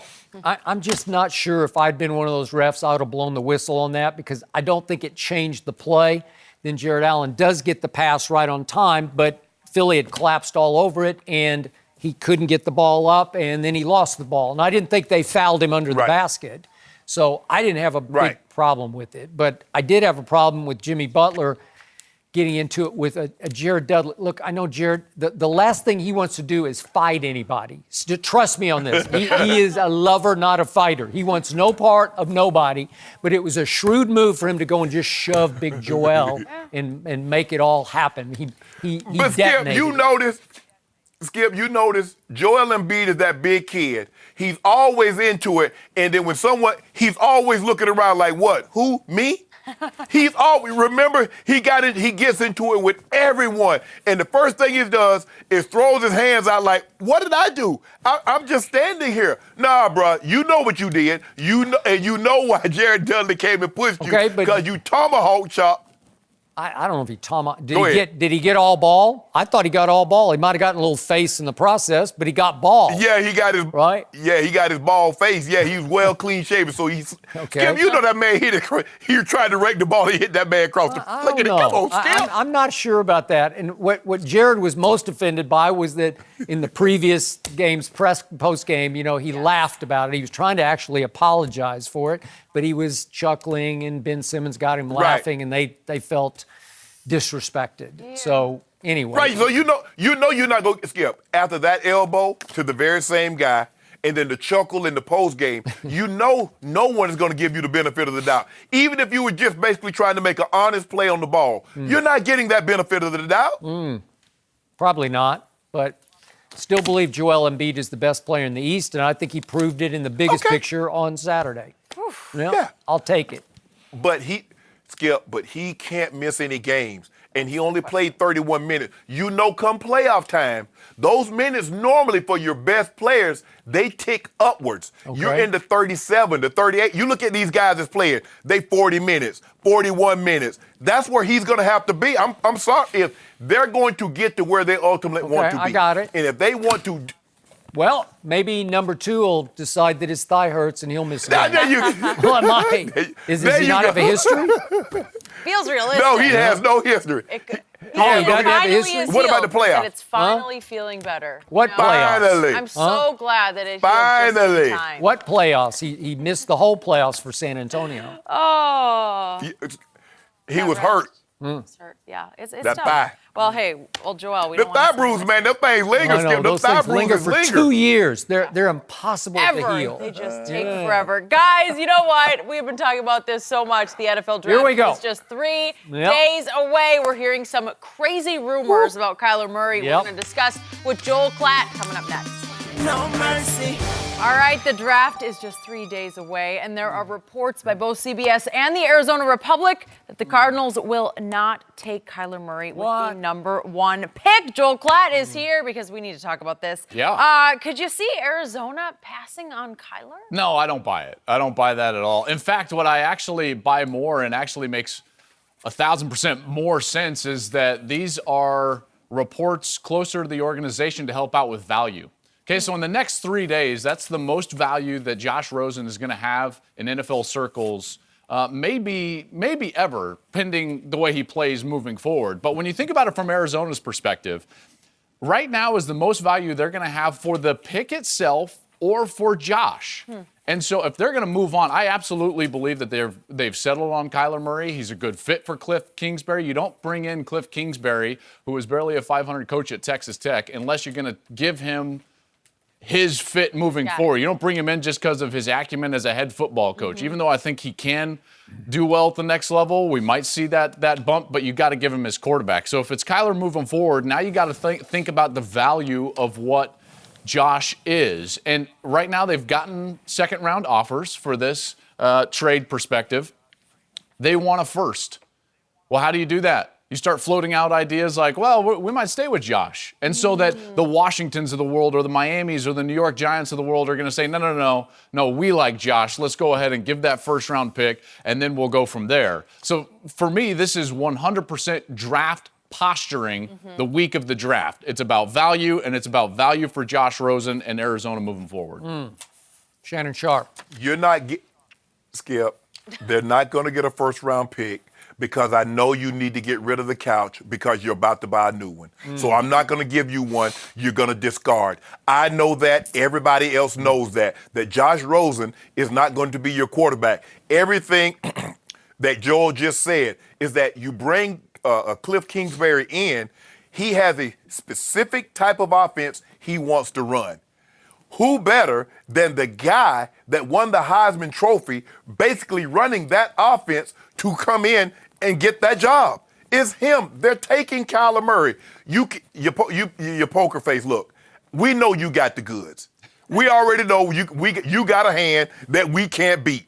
You're not gonna bluff us. You're not gonna get any more money by value betting. Okay? Just go ahead and take that second round pick because, as Joel said, we get closer and closer to the draft where it might be down to a third round pick. So the best thing for you to do is get something for someone that you really don't want. Kyler Murray is going to be your quarterback. Josh Rosen is not going to be there. Go ahead and get what you possibly can now, because as it gets to Tuesday, it gets to Wednesday, it gets the day of the draft. It's not going the other way. It's not going to be a third, a second, and a 1 on draft day. It normally goes the other way. It starts out as a first, second, and as we get closer to the draft, third, fourth. I believe you can get a second right now, maybe a third on draft day. But Kyler Murray is going number 1 overall. I agree with both of you, and I want to point out for the record that the report in the Arizona Republic was actually a column by Kent Summers in which he was just recommending they not draft Kyler Murray. It was more speculation than it was report. Well, it wasn't even speculation. He was just going off the last press conference that Cliff did, where they just said, we're unsure. So he said, well, you should be unsure because you shouldn't take Kyler Murray. Not taking Kyler Murray would be the biggest mistake this organization has ever made. And I would suggest this. Let's just do the hypothetical. What if they do pass? What if they take one of the rush, either Bosa? It would be Bosa, right? I mean, that's the only other one that has that value. He was pushing for Quinnen Williams, but whatever. Take one of those two. That would mean John Gruden would say, thank you, God, I'm taking Kyler Murray. Yeah. I believe he would. I think he'd jump all over it, and the next guy up for sale would be his quarterback, Derek Carr.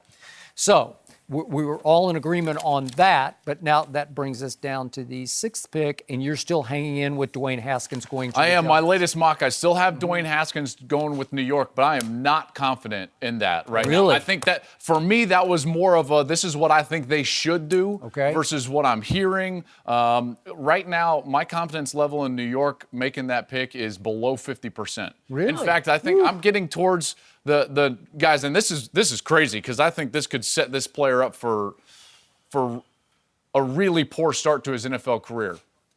I'm starting to expect New York likes Daniel Jones more than Haskins and might turn that card in at number 6, which would be crazy in my estimation. But so yeah, I mean that. I stuck with Haskins. This is what I think you should do type of a deal. Okay, but does that mean that New York would fear that Denver would take him? Denver has done a lot of homework on two Daniel guys. Jones? Daniel Jones, well, really 3, Drew Lock and Dwayne Haskins. I know Cincinnati is a team that quietly really likes Dwayne Haskins as well, so I don't think Haskins will fall past Cincinnati. But to me, I think that the Giants are playing with fire. You did not address the quarterback position when you had what I thought was a generational talent last year with Sam Darnold. Now at 6, if they go in a different direction and go pass rusher at 6, 7, I guess they're going quarterback at 17, but who's going to be there? Skip, I don't know who's going to be there at 17. I'm going to say it again. Man, go ahead. No, Skip, I was going to say, let's just say for the sake of argument, we do the hypotheticals here, Arizona does not select Kyler Murray. And someone's going to shoot up the San Francisco slot. Maybe the Giants do that. Maybe they like Kyler. Do you think they could possibly like Kyler, give up that the 6 and 17 to get Kyler at 2 and swap places with San Francisco? Joel? I think it's more likely. Or do they not love Kyler? I think that Gettleman as a GM is much more of a traditional pocket passer, tall type. I agree. I could see them if they were going to give value. I think that they would rather have Rosen than they would say, okay, let's give up the farm now to go get Kyler Murray. So to me, I don't think the Giants are in the market for Kyler. I think that if he was not picked, which I think he's going to be the pick for Arizona, but if he was not picked, I agree with Skip. I think Oakland would be the spot for Kyler. I'm going to say it one more time. I do not believe Dwayne Haskins is worthy of the 6th pick in the draft. So New York, between rock and hard place, they desperately need a quarterback, but I think they're starting to think, is this really the guy? Is this our franchise quarterback for the next 10, 12 years? Not sure. He did a lot of dinking and dunking to his track team of a receiving corps at The Ohio State. We saw them all go run combine times of 4.2s, 3s, 4s, right? Incredibly impressive. I mean, it was incredibly impressive. And I'm going to say it again. I don't love Daniel Jones. I don't love Drew Lock. I watch them a lot. I just watch TV. I don't watch coaches' tape. But I did not see franchise quarterbacks in either. I think you're trying to read something in that is not there. Maybe it will be. Daniel Jones looks like he's got more athletic ability and maybe more upside. He's a bigger kid. And he's got the Cutcliffe connection with the Mannings, and I think is that good or bad? Well, who knows, right? But I do know this: he's probably the most sound quarterback in the draft. He's probably the safest pick. He can operate a system from the pocket. He can control the game from the pocket. I don't think he's a franchise guy. I agree with you. I think the Giants are stuck, which is why I will always contend. And this is, as controversial as you can get. They made the wrong pick last year. Saquon Barkley was the best player in the draft. The Giants made the wrong pick. Yeah. Those two statements can both be true, because guess what? You're still stuck in the same spot. What are you doing at quarterback? Shannon, they got to have a signal caller back there, or else Saquon's never going to have the value that he should have. But they're hell-bent on Eli. Eli did something no one thought he could do. And they're going to let Eli ride those 2 Super Bowl wins over Tom Brady for perpetuity. They know they need to move on. He can sit here and say Eli is still the guy all he wants to until he's blue in the face. Since Eli's last Super Bowl, he's gone to the playoff once, and he didn't win that game. So all that Dave Gettleman blowing, and I believe that's what it is. I still believe they're going to select a quarterback. I don't know if it's Haskins, but it's hard for me to believe that they believe that Eli Manning is going to be the guy long-term moving forward. So finally, I got to take my man Joel to task for his final pick in the first round, number 32 to the New England Patriots. Because in his previous mock, he had my guy Will Greer going to be the next Tom Brady, and all of a sudden he took Shannon's guy, Irv Smith. That's what I did. Did you have a little conversation off air? No, we did not. We did not. But listen, when you look at, Shannon, you just talked about the Giants riding with Eli in perpetuity. I mean, New England is riding with Tom in perpetuity. Now, they probably are going to plan for the future a little bit better than what New York has, right? Because that's just what they do. Remember, they selected a quarterback last year who was sitting there on the third string for them this year. When you look at what New England has done with Rob Gronkowski, Irv Smith Jr. is not Rob Gronkowski, but they've got to address that. That's the major hole for New England, is in the passing game at the tight end or the flex tight end position. He's not the blocker that Gronkowski is. He's not even the threat in the passing game Gronkowski is, but they've got to do something in that spot on their offense, Shannon, in order to help Tom Brady get back to the position which he's so accustomed to being, which is the AFC Championship game and the Super Bowl. Shannon likes it. All right. I love it. He's happy. You got to have somebody control the middle of the field. You got to. Joel, good stuff. Yeah, thank you for being here. Skip, sorry, we're going here. Are your Spurs in big trouble? Nuggets. Nuggets. No mercy. Skip Spurs look to be in cruise control once again after racing out to a double-digit lead early in Game 4. But then everything fell apart. Derek White followed up his 36-point breakout performance in Game 3 with only 8 points in Game 4, and DeMar DeRozan got ejected for throwing the ball at a ref in frustration. The Nuggets made 15 threes in the win to tie the series. So, Skip, what happened to your Spurs? What happened, Skip? I stand by my pre-series prediction of Spurs in 7. But I will be the first to admit that on Saturday, I saw nothing in that basketball game that gave me any faith in my prediction, because that was about as sorry a last 3 quarters of a playoff game as I have ever watched my Spurs play in any playoff game. Again, my Spurs, after a quarter, led by 12, and I think they suddenly decided they were the Duncan Ginobili Parker Spurs, and they could put it in cruise control and just cruise into the second round of this playoffs. And instead, Denver said, no, watch this. We're going to shoot you right between the eyes. And I swear, I thought they made more than 15 of 31. It felt like they made 30 of 31, because every time I looked up, there was another 3 raining from the ceiling in San Antonio. And my guy, Derek White, I told you going in The Spurs now go as Derek White goes, and he went completely south in this game. After I said he was becoming a star, emerging as a star, I think he got a little overwhelmed by the hype, the build-up, or maybe he just got a little too full of himself, and he wound up on Pop's bench where he belonged for much of that game. I fought you. Huh? I fought you. Maybe I did it. I fought you. I don't know. Because there you go. Derek White is what I thought he would be. He will bounce back because he's had nothing but big games. He had big games at Denver, and here we come. And Jenny, you know what happened to Cinderella, but Derek White is Cinderfella. He turned back into the pumpkin, which I told you he was going to be. You watching, but Derek? The biggest thing you watching? So hard. Please be watching, Derek White. Please take this to heart. The best thing to happen is that the Nuggets inserted Torrey Craig into the starting lineup, and they took Will Barton out. The world. Because, Skip, Will Barton was laying eggs. Yeah. You know that. Now it's amazing now those and Jamal Murray, they go like Jamal Murray goes because in game 2, he went bonkers in the fourth quarter, they win. He lay another egg in game 3, they lose. But on Saturday night, Skip, woo, he put that thing on him. Yeah. How they do it to him. And old Joker. What y'all gonna do with the Joker, Skip? We got what y'all gonna do with him? We got Jakob Poeltl. We're just fine. Okay, y'all. Okay, Jakob Poeltl. Skip, look, I said the Nuggets, we got 2 cases, I don't know, 2 or 3 cases to do on this. I say the Nuggets in 7. I feel even more comfortable now. Yeah, you said after 2 games, though, the Spurs were in charge of this series. That's interesting. They were. Yeah. Hold on. You Skip, waved the flag on that one. You gave up. You conceded. I didn't wait. Yes, you did. No, I didn't concede. Yep. No, hold on. Skip, they were in charge. A series does not start until the road team wins a playoff game. Well, then this one started in game 1, right? Because the Spurs won game 1 on the road.